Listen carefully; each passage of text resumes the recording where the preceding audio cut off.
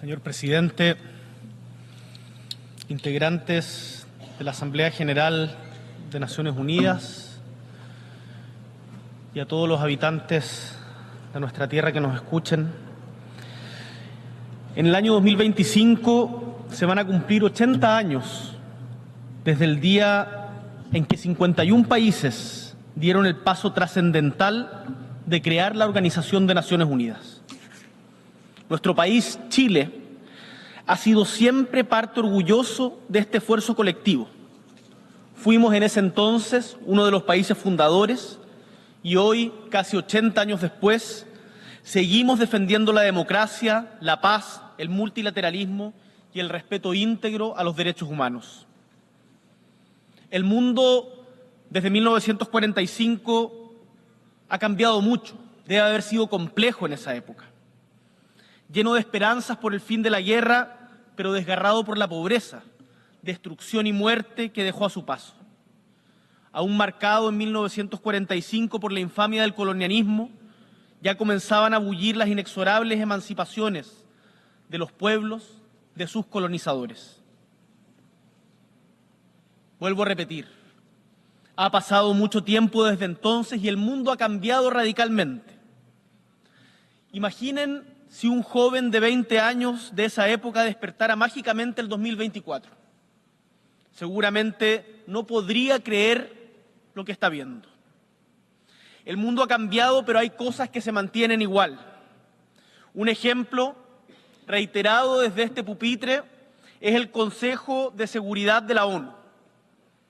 Y el mundo del 2024 no es el de 1945.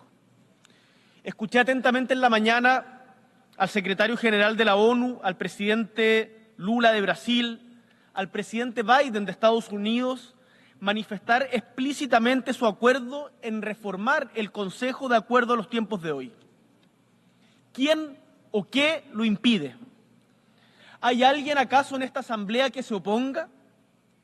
Desde Chile propongo que nos pongamos un plazo para la reforma y que para cuando la ONU cumpla 80 años lo haga con un Consejo de Seguridad acorde al curso de los tiempos actuales, del que sean parte Brasil desde América Latina, la India, al menos un país de África, entre otros.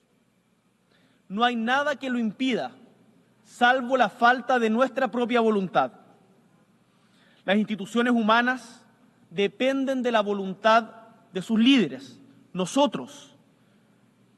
Y aquellas que no son capaces de adaptarse a su época corren el riesgo de derrumbarse. Es cosa de recordar el rápido colapso de la Sociedad de las Naciones. Y es que hay momentos en que el cambio es la mejor manera de asegurar la continuidad de nuestra historia. Y este es precisamente uno de esos momentos. Lo mismo respecto a la gobernanza financiera.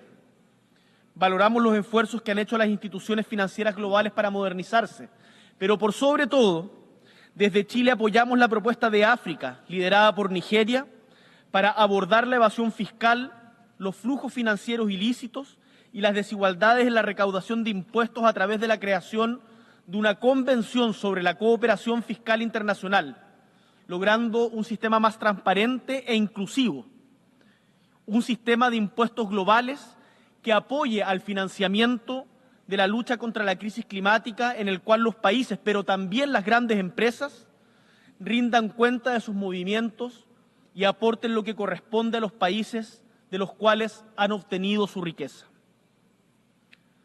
Para estos desafíos y tantos más, no me cabe duda que es el posible liderazgo de una mujer, como señala el acuerdo de la Convención del Futuro, que suscribimos hoy en la mañana, que provenga de nuestra América grande, según el criterio de rotación territorial de la ONU, el que podrá encabezar este proceso siguiendo la senda reformista de Antonio Guterres. Señor presidente de la Asamblea, líderes del mundo, en ocasiones la comunidad internacional es acusada de doble estándar frente a las violaciones de los derechos humanos que ocurren en una u otra parte del mundo.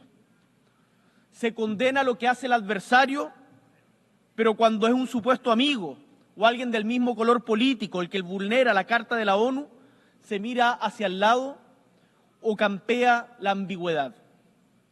Desde Chile nos rebelamos contra el doble estándar en materia de derechos humanos. Como presidente joven, latinoamericano y de izquierda, digo fuerte y claro que los derechos humanos se deben respetar siempre y en todo lugar. Y debemos exigir este respeto sin importar el color político del dictador o presidente de turno que lo vulnere. Y es que la adolescente palestina asesinada en Gaza, el trabajador venezolano obligado a migrar de su patria, el niño ucraniano secuestrado por Rusia, el opositor silenciado en Nicaragua o la mujer expulsada de la escuela en Afganistán solo por ser mujer, son, antes que todo, seres humanos. Y la voz de todas las naciones, sin importar su posición política, debe alzarse para defenderlos. Esa es la posición de principios, más allá de cualquier interés geopolítico, que defendemos desde Chile. Por eso, me niego a elegir entre el terrorismo de Hamás o la masacre y conducta genocida del Israel de Netanyahu. No tenemos por qué elegir entre barbaries. Yo elijo la humanidad. Denunciamos la ocupación ilegal de los territorios palestinos y la negación de facto de la existencia de un Estado palestino independiente por parte del país ocupante.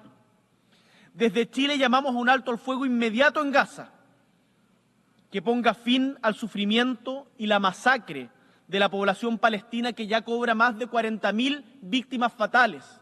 Imagínense todos los heridos. Y también exigimos de manera clara y sin ninguna ambigüedad la liberación inmediata de los rehenes que hoy día tiene en su poder el grupo terrorista Hamás. Desde acá señalamos que Israel debe respetar el derecho internacional, cesar el establecimiento y expansión de asentamientos ilegales en territorio palestino ocupado y terminar con la masacre en Gaza y los ataques indiscriminados que ha venido realizando a la población civil. Y tal como ha sido consistentemente nuestra política de Estado, volvemos a insistir en la necesidad de alcanzar una solución de dos estados con fronteras definidas, seguras y reconocidas internacionalmente según los límites de 1967. Por otro lado, la agresión de Rusia a Ucrania debe parar.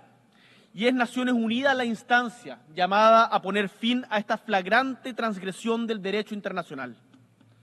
No podemos aceptar que se naturalice que un país invada a otro y se quede con parte de su territorio.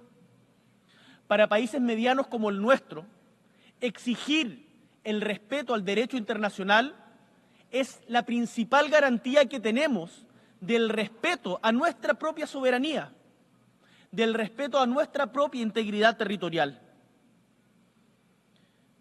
Quiero hoy, desde esta tribuna, hacer especial énfasis en la situación de los niños ucranianos secuestrados por Rusia y llevados a su territorio.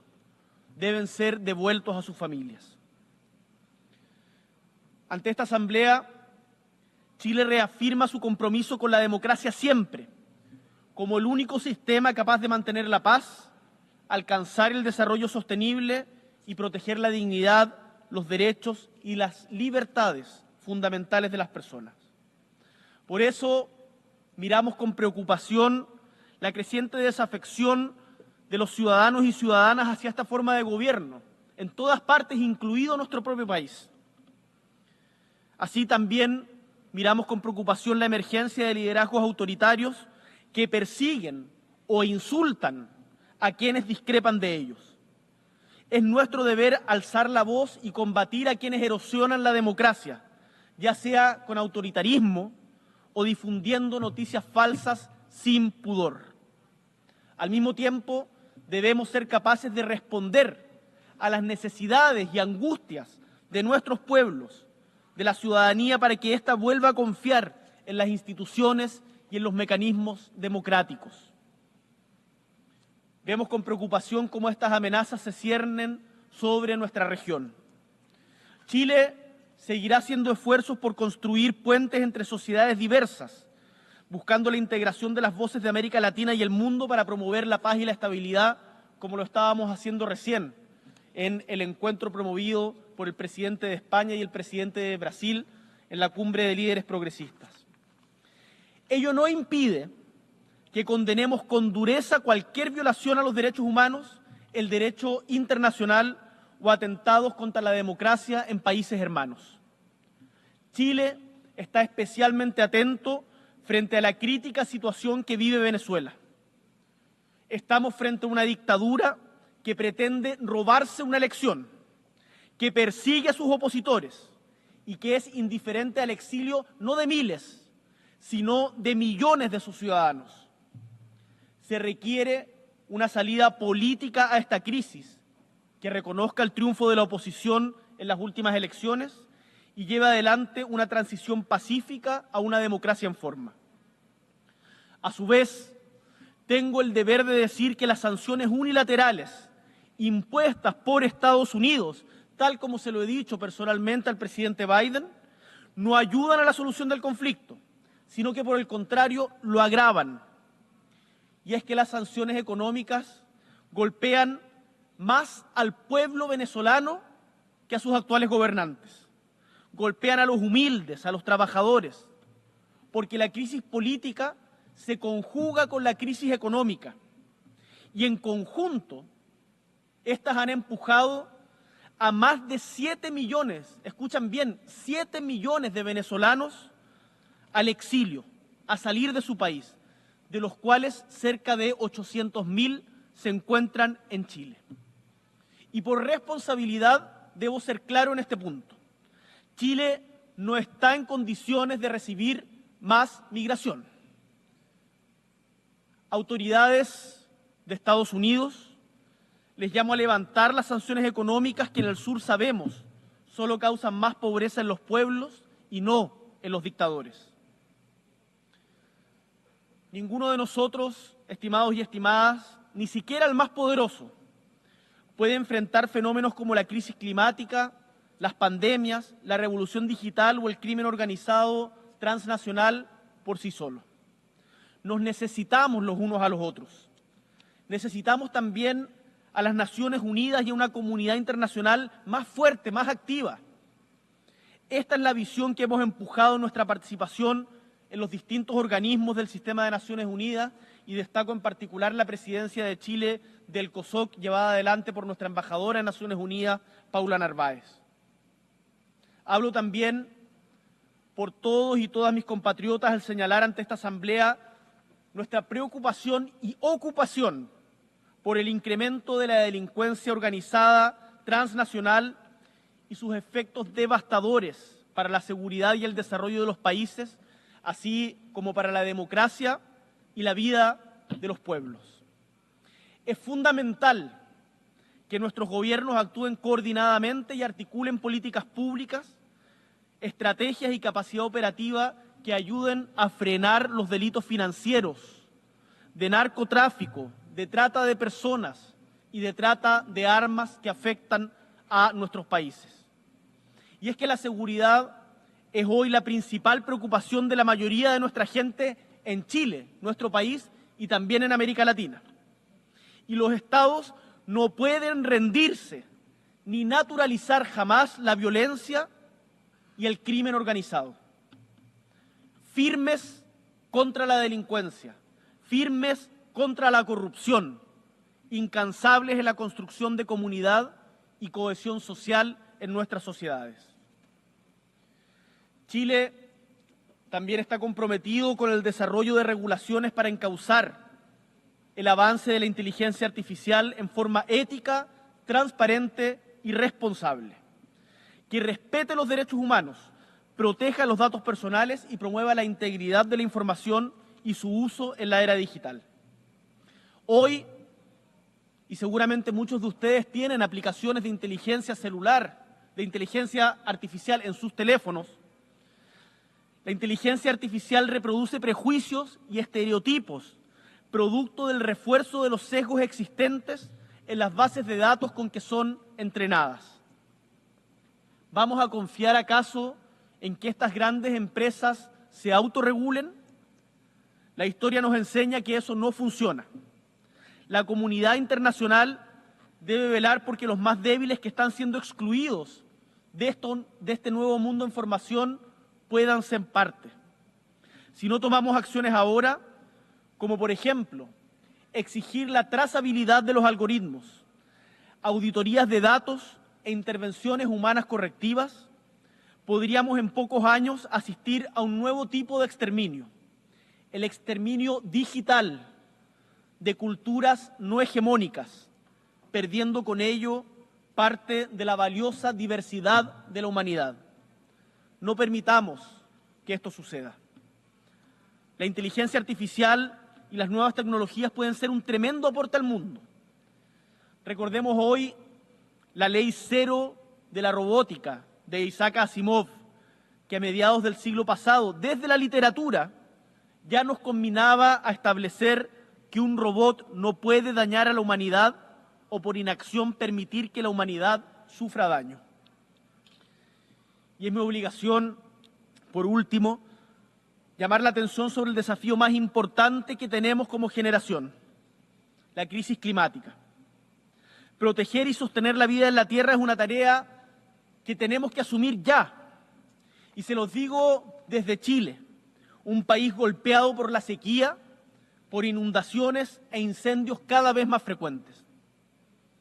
Pero aquí las fronteras son irrelevantes y ustedes lo saben, porque nos duele por igual el ciclón Idai, que hace un par de años arrasó Malawi y Mozambique, los grandes incendios de Australia, las inundaciones en Bangladesh, el corredor seco de Centroamérica, la amenaza del mar sobre Maldivas o los incendios que hoy están sucediendo en Córdoba, Argentina.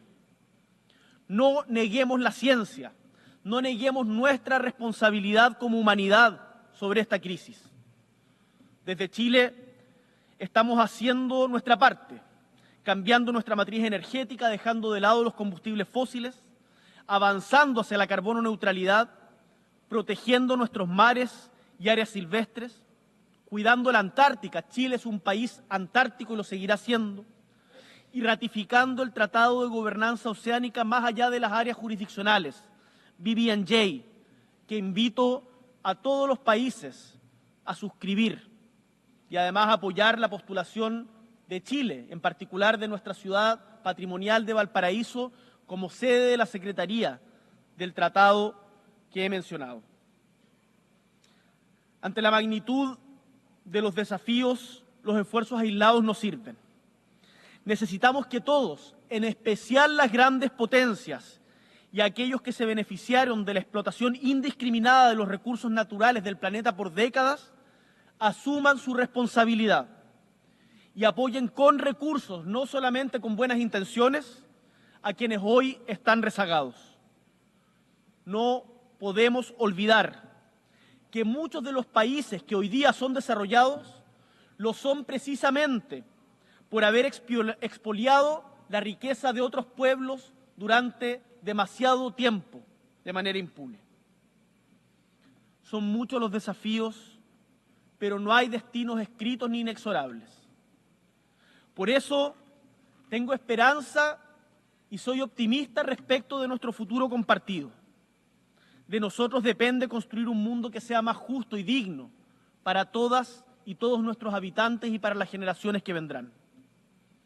Hace algunas semanas, Elvira Hernández se convirtió en la segunda poeta en obtener el Premio Nacional de Literatura en Chile después de Gabriela Mistral, nuestro premio Nobel. Y quisiera, para terminar, parafrasear aquí una advertencia recogida en uno de sus poemas. Somos aves de paso, pero nos hemos acostumbrado a comportarnos como monumentos. No convirtamos al multilateralismo y al sistema de Naciones Unidas en un monumento estéril y estático. Hagamos de este gran logro histórico que emergió de las cenizas de la Segunda Guerra Mundial una energía robusta y renovada en este 2024 para poder mejorar la calidad de vida de la humanidad toda. Muchas gracias.